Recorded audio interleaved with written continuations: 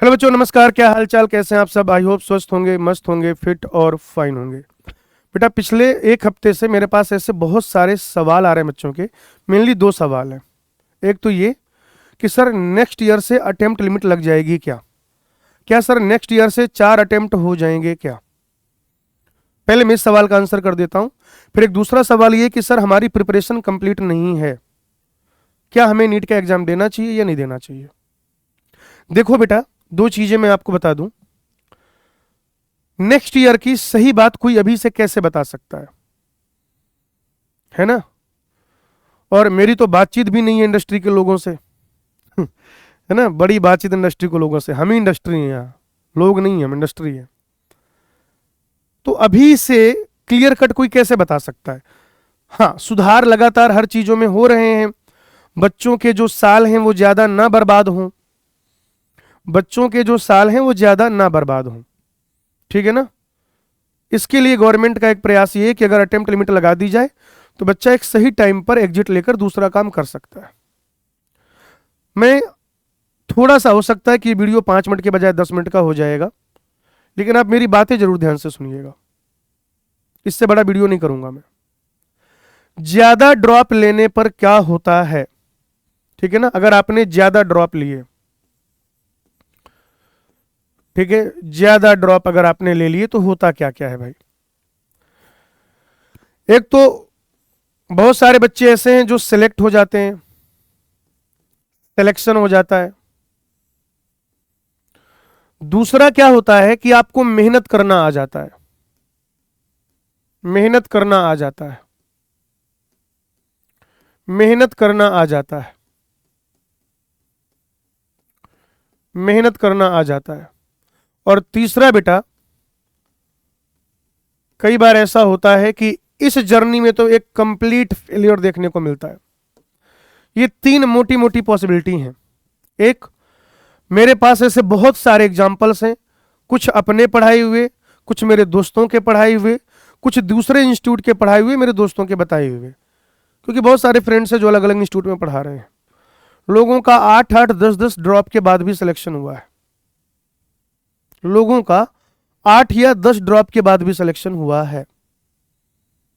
अब 8 और 10 ड्रॉप जब आप लेते हैं, देखिए 2-3 ड्रॉप तो नॉर्मल सी चीज है, बहुत सारे बच्चे करते हैं। लेकिन चौथा, पांचवा, छठवां, सातवां, आठवां, नौवां, 10वां, मोटा मोटा अगर हिसाब किताब लगाएं कि अगर जो 4 साल से ज्यादा वाले ड्रॉप है उसमें 3 बड़े फैक्टर होते हैं। 3 बड़े फैक्टर। पहला फैक्टर होता है फैमिली सपोर्ट, है ना? जब आप 4 से ज्यादा ड्रॉप लेते हैं, जब आप 4 से ज्यादा ड्रॉप लेते हैं भाई, तो 3 बड़े फैक्टर है। पहला, family support. Family support, family का जो सपोर्ट है वो बड़ा मायने रखता है।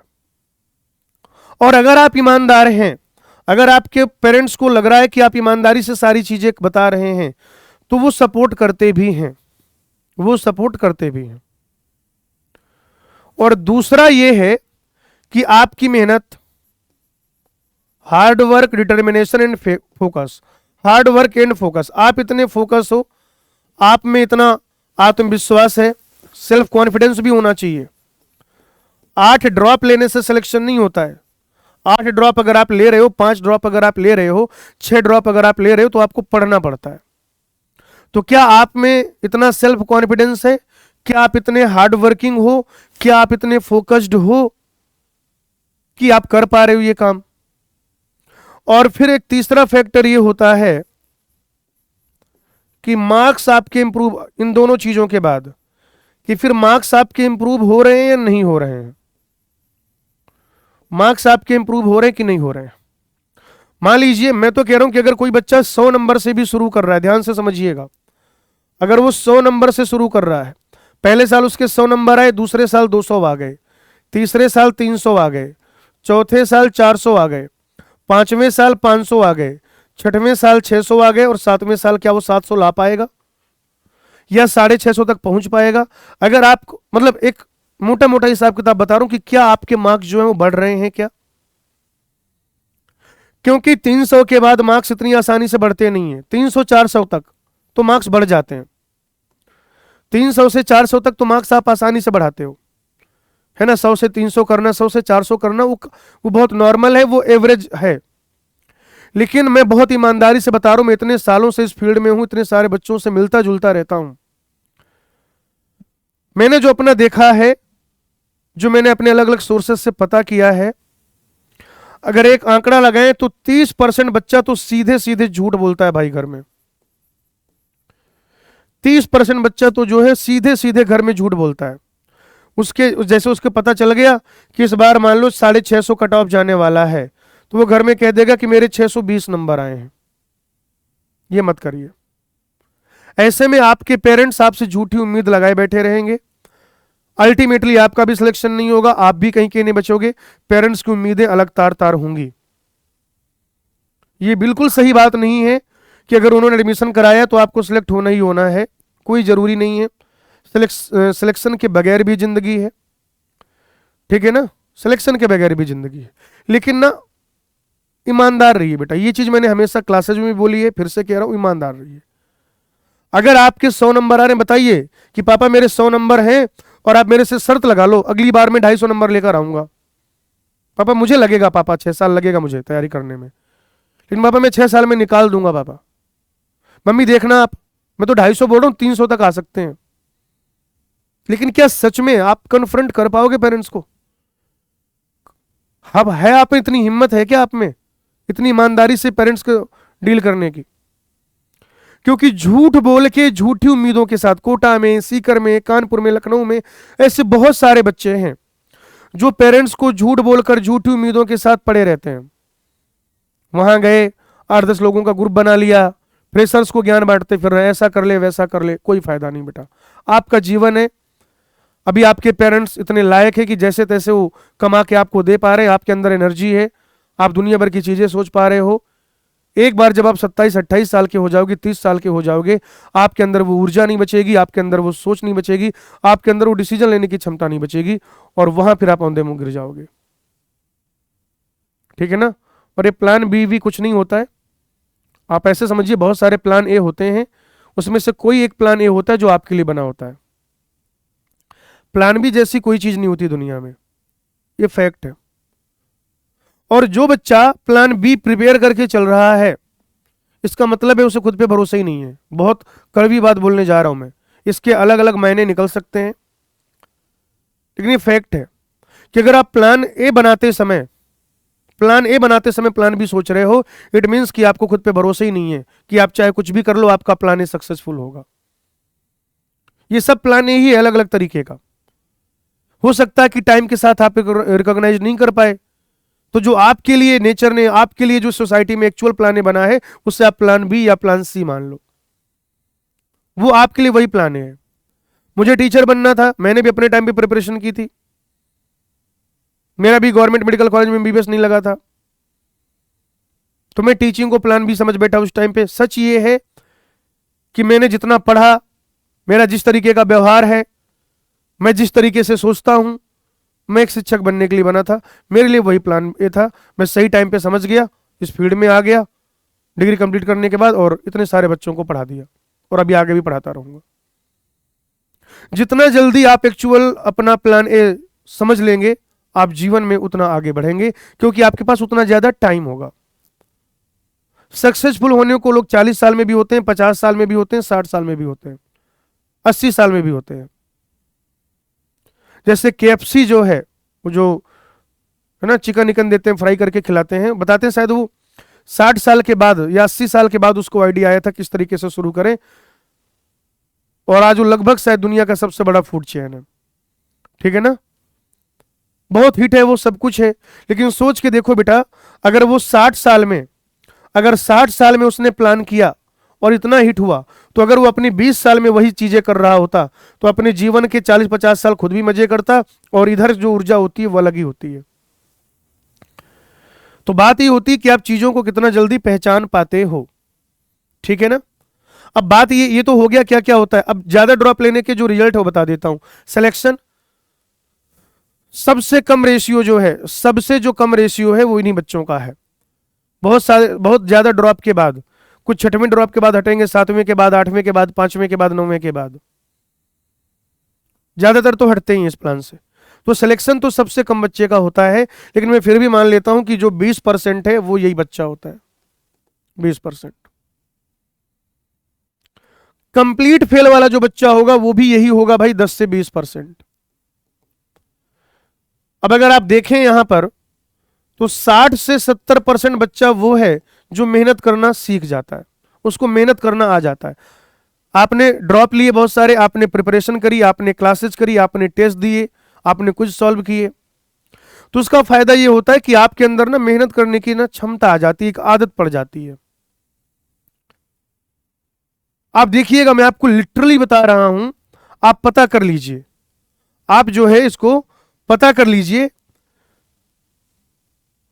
मेस चलाने वाले जो भी ऐसे शहर हैं जहां पर कोचिंग बहुत ज्यादा चलती है, चाहे वो आपका मुखर्जी नगर हो, ओल्ड राजेंद्र नगर हो, कोटा हो, कानपुर हो, सीकर हो, ठीक है ना, उधर लातूर, नांदेड़ हो, जो बहुत पुराने हैं उनकी बात नहीं कर रहा, इधर पिछले 10 सालों में जो नया मेस शुरू हुआ होगा, जो नया हॉस्टल शुरू हुआ होगा, जो नई लाइब्रेरी शुरू हुई होगी, जो नया कोचिंग भी शुरू हुआ होगा, या जो कोई नया कंसल्टेंसी शुरू हुआ होगा, उसमें ये अलग अलग मोड है भाई, अलग अलग मोड है।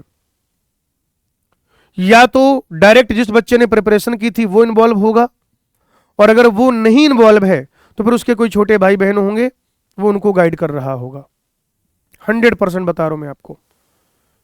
कानपुर, लखनऊ, कोटा का मुझे बहुत बेसिक आइडिया है।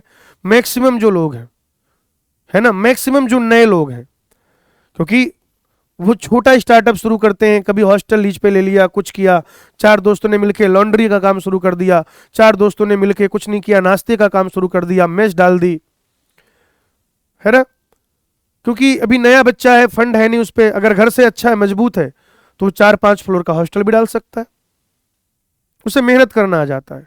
ये हो गया बिजनेस पर्सपेक्टिव। दूसरा समझिए, भी मेहनत करना आ जाता है, तो फिर अगर वो 2-3 ड्रॉप में हट गया, 4 ड्रॉप में हट गया, कई बार ऐसा भी होता है कि लोग साथ में बीएससी एमएससी कर लेते हैं, या अगर उसके बाद उसने ग्रेजुएशन वगैरह किया, तो फिर अगर उसने बीएससी एमएससी कर लिया तो एक बहुत बढ़िया उसके पास ऑप्शन रहता है कोचिंग में टीचर बनने का, क्योंकि जब वो यूजी पीजी करता है तो उसे सब्जेक्ट आ जाता है ना। मॉड्यूल रट के कोई बच्चा टीचर नहीं बन सकता, ये भी याद रखिए। मॉड्यूल रट के कोई भी अच्छा टीचर नहीं बन सकता, क्योंकि मॉड्यूल में सिर्फ उतना ही दिया जितना लिखा हुआ है। जब आप बुक्स पढ़ते हैं तो मॉड्यूल्स के जिन पॉइंट पर आप फंसते हो उसका भी सॉल्यूशन बुक्स में मिल जाता है, ठीक है। तो जब वो कंटेंट प्रिपेयर कर लेता है, यूजी पीजी कर लेता है, तो टीचर बनने का उसके पास बहुत अच्छा चांस रहता है। कितने सारे बच्चे रहते हैं जो नीट वगैरह की प्रिपरेशन करते हैं और फिर वो जो टीजीटी पीजीटी जैसे एग्जाम है तुरंत निकालते हैं, क्योंकि अगर कुछ एग्जाम्पल बेस्ड चीजों को हटा दिया जाए, है ना, प्लांट किंगडम, एनिमल किंगडम, मतलब जो ये वाला पार्ट है, इसके कुछ एग्जाम्पल बेस्ड चीजों को हटा दिया जाए, तो जिसने बढ़िया से प्रिपरेशन कर रखी है, जिसे एनसीईआरटी का जूलॉजी बॉटनी बढ़िया से तैयार है, वो टीजीटी पीजीटी का एग्जाम यूं निकालेगा, यूं। मेरे 20 से अधिक दोस्त ऐसे हैं जो गवर्नमेंट जॉब में हैं, जिन्होंने प्रिपरेशन किया, प्रिपरेशन के बाद सिलेक्शन नहीं हुआ, कुछ दिनों तक जो है टीचिंग करी, और उसके बाद थोड़ा सा उधर का देखते रहे, और फिर जैसी वैकेंसी आई उन्होंने एग्जाम क्रैक कर लिया। कितने सारे लोग तो ऐसे थे जो बड़े इंस्टीट्यूट को छोड़ के उधर चले गए भाई, किसी का केंद्रीय विद्यालय में हो गया, किसी का जीआईसी में हो गया, तो फिर उन्हें लगा कि इधर से उधर ज्यादा ठीक है, चले गए। वो अपॉर्चुनिटीज बहुत ज्यादा है। इसके अलावा भी कुछ लोग बीच में क्या करते हैं, दूसरे, फिर जब उन्हें समझ में आ जाता है, ज्यादा ड्रॉप तो ले लेते हैं, वो 4-5-6 ड्रॉप तो ले लेते हैं, लेकिन फिर उसके बाद बहुत सारे ऑप्शन है, एम्स नर्सिंग है, दुनिया भर के नर्सिंग कोर्सेज हैं, फिजियोथेरेपी के कोर्सेज हैं, रेडियो टेक्नीशियन के कोर्सेज हैं, डिप्लोमा कोर्सेज हैं, अपॉर्चुनिटी बहुत है। लेकिन आप बस ईमानदार रहिए, और एक टाइम के बाद बेटा ये ना अगर लग जाता है, एक टाइम के बाद अगर लग जाता है कि अब एमबीबीएस में नहीं होगा, तो खुद को समझाइए। बाकी सब आएंगे, मैं भी हो सकता है कल को कुछ लोग कह दें कि तुम तो ये वीडियो इसलिए बना रहे हो कि तुम्हें व्यूज मिल जाए। 5-10 हजार व्यूज मिल जाते हैं, अगर उससे लगता है कि जितना मैंने अपना टाइम इन्वेस्ट कर दिया, मैं तो भाई यूट्यूब की सक्सेस को तब सक्सेस मानूंगा कि जो मेरे दूसरे अर्निंग सोर्स है, मैं पढ़ाता हूं, मैं 2-3 छोटे छोटे बिजनेस करता हूं, है ना, छोटी छोटी चीजें जो होती हैं इधर उधर की। हाँ हाँ, तो अगर मुझे लगता है कि अगर आधे घंटे उधर मैंने पूरा दिमाग खपाया, आधे घंटे, तो उससे मुझे कितना मिल रहा है और यूट्यूब से मुझे कितना मिल रहा है, तब तो मैं उसको अर्निंग मानूं। 2 रुपया यहाँ से मिल रहा है, 20 का हमारा नुकसान हो, तो हम काहे को उसको रुपया माने। फिर भी है ना, जिसको जो सोचना है, जो बोलना है, उसके लिए वो स्वतंत्र तो है ही। तो अपॉर्चुनिटी अपरंपार है। इंडिया पूरी दुनिया के लिए इतना बड़ा मार्केट है, पूरी दुनिया के लिए। अगर आप इंडिया जैसी कंट्री में रह के पैसा नहीं कमा पा रहे हो, तो दोस्त या तो आप आलसी हो या फिर आप कामचोर हो। मैं 100% बता रहा हूं आपको, या तो आप आलसी हो या कामचोर हो। मैं छोटी छोटी बातें बता दूं। अपॉर्चुनिटी आपको ना पहचानना आना चाहिए, अपॉर्चुनिटी पहचानना आना चाहिए आपको कि ये अपॉर्चुनिटी यहाँ पे क्लिक हो ना, सही टाइम पे आपको क्लिक हो गया, आप पैसा कमा लोगे। पैसा बनाना कोई इतना बड़ा काम नहीं है जितना आप लोग सोच लेते हो। जिस दिन आप पैसा बनाने पे आ जाओगे ना, इतना पैसा बना लोगे, इतना पैसा कमा लोगे, जो आप सोचते हो अभी कि यार उसके पास इतना है, वैसा ये है वो है। कुछ और भी लस्ट होते हैं जीवन में, कुछ और भी लालच होते हैं जीवन में, कि नहीं हमें अपने समाज के लिए ये करना है। पैसा भले ही कम कमाए, लेकिन हमारे समाज के लिए हमें 2000-3000 पेड़ लगा देने हैं, 250 लोगों की शादियां करा दी हैं जीवन भर में अपने मिलके। तो फिर कहीं ना कहीं आप उधर एनर्जी लगाओगे, तो हो सकता है कि एक दूसरे आदमी से 2 पैसा कम कमा पाओ। तो ये आपके ऊपर है। जिस दिन आपने ठान लिया, उस दिन आपको पैसा कमाने से कोई नहीं रोक पाएगा। अभी मैंने देखा, मैंने न्यूज में पढ़ा, 2-4 शॉर्ट्स और रील में भी देखा, अभी महाकुंभ चल रहा है प्रयागराज में। वहां पर किसी बच्चे ने 40-50 हजार रुपए दातून बेच के कमाए। होता ना नीम का या बबूल का दातून होता है दांत साफ करने के लिए। और ये महीने भर पहले की न्यूज है, इधर महीने भर और अगर देखो तो 30-40 और बना लिए होंगे। बैंक में बहुत सारे लोग जो काम करते हैं वो महीने का 40,000 रुपए नहीं कमा पाते, प्राइवेट बैंक वाले। यानी एक बैंक में काम कर, और इसमें तो कोई टैक्स भी नहीं भरना, उससे सब कैश काम चल रहा है। 5 रुपए 10 रुपए का दातून है, 10 रुपए दो उसको। तो एक बैंक वाला जो 2 महीने में, उसका मेंटेनेंस कॉस्ट ज्यादा है जब आप ऐसे प्राइवेट सेक्टर में जॉब करते हो। आपको अच्छा दिखना मजबूरी है आपकी, नहीं तो लोग फिर आपसे, आप डील करने जाओगे तो आपको जज करेंगे कि आप कैसी कार से आओ, कैसे कपड़े पहन रखे आपने, कैसा फोन ले रखा है, कैसी वॉच पहन रखी है। तो 40,000 की नौकरी है और 20 लाख का लोन है, कार का, घर का, मोबाइल का। उससे ज्यादा उसने एक तरीके से उसके 2 से 3 महीने की सैलरी उसने वहां पर कुंभ में दातून बेच के कमा लिया। तो जिस दिन पैसा कमाने पे आओगे बेटा, जरूर कमा लोगे। और दूसरा सवाल, अब दूसरे सवाल पे आते हैं कि सर अटेम्प्ट लिमिट। तो देखो बेटा, अटेम्प्ट लिमिट का वही है कि अभी तो कोई बता नहीं सकता। दूसरा, अगर नेक्स्ट ईयर से जो अटेम्प्ट लिमिट आएगी, नेक्स्ट ईयर से जो अटेम्प्ट लिमिट आएगी, तो मेरा अपना अनुमान ये है बच्चों, मेरा अपना अनुमान ये है कि अगर वो जो भी 4, 5, 6 अटेम्प्ट करते हैं, वो नेक्स्ट ईयर से करेंगे। कि अभी तक आपने कितने अटेम्प्ट किए हैं उससे कोई फर्क नहीं पड़ता, अब आज के बाद आपको 4 ही अटेम्प्ट मिलेंगे। मुझे ऐसा लगता है एक ही तरीका हो सकता है, क्योंकि उन्होंने अटेम्प्ट लिमिट लगाई और ये कहा कि आज के बाद मामला खत्म है, जिनके 4 अटेम्प्ट पूरे हो चुके हैं वो खत्म। तो मान लीजिए किसी के 6, मतलब ये मान के चल रहे हैं कि ये डेडलाइन थी, अगर आज तक कोई 4 अटेम्प्ट पूरे कर चुका है, चाहे वो 4 हो या 4 से ज्यादा, अब वो आगे अटेम्प्ट नहीं दे पाएगा। तो एक बच्चा हो सकता है जिसने अभी तक 7 या 8 अटेम्प्ट दे लिए हों, और एक बच्चा ऐसा होगा जिसका ये एग्जैक्ट चौथा ही अटेम्प्ट होगा, कोई ऐसा होगा जिसका 5वां अटेम्प्ट होगा। तो 5 अटेम्प्ट वाला भी नहीं दे पाएगा और 7 और 8 वाला नहीं दे पाएगा, तो इस 5 अटेम्प्ट वाले को 7-8 वाले से कम मौके मिले ना। तो मुझे लगता है कि अगर अटेम्प्ट लिमिट नेक्स्ट ईयर वो लगाते भी हैं तो ऐसे लगाएंगे कि अभी आगे वैलिड होगा। तो अभी जो बचा हुआ समय है लगभग 2.5 महीने का, उसमें बेटा पूरी मेहनत करिए, दिलो जान लगा के, जितना मैक्सिमम कर सकते हैं वो करिए, अपने पोटेंशियल को पूरा यूटिलाइज करिए, है ना। एक एक माइटोकॉन्ड्रिया का निचोड़ जो है निकालिए, ठीक है ना। बाकी अगर आपको कोई और प्रॉब्लम आती तो हमें जरूर बताएं, हमसे जुड़े रहें, ठीक है। अपना प्यार हम तक पहुंचाते रहें, आप सहयोग बनाए रखिए, दबदबा बना रहेगा। थैंक यू, धन्यवाद।